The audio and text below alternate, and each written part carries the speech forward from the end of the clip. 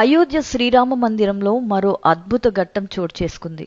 కర్ణాటకకు చెందిన ఒక అజ్ఞాత భక్తుడు విరాళంగా ఇచ్చిన కోట్లాది రూపాయల విలువైన బంగారు రామ విగ్రహం ఇటీవల అయోధ్యకు చేరుకుంది.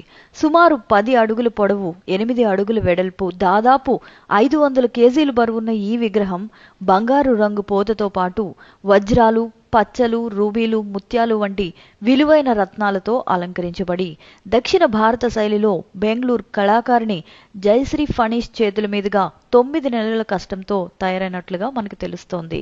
అంచనా విలువ 25 నుంచి 30 కోట్ల రూపాయల మధ్య ఉండగా కర్ణాటక నుంచి 1750 కిలోమీటర్ల ప్రత్యేక ప్రయాణం చేసి డిసెంబర్ 23న అయోధ్య రామమందిర సముదాయానికి చేరుకుంది. ఈ విగ్రహాన్ని అంగడ్ తీలా ప్రాంతంలో ప్రతిష్ఠించనున్నారు. రామ్లల్లా ప్రాణ ప్రతిష్ఠ 2వ వార్షికోత్సవం సందర్భంగా దీన్ని ఆవిష్కరించే అవకాశం ఉంది.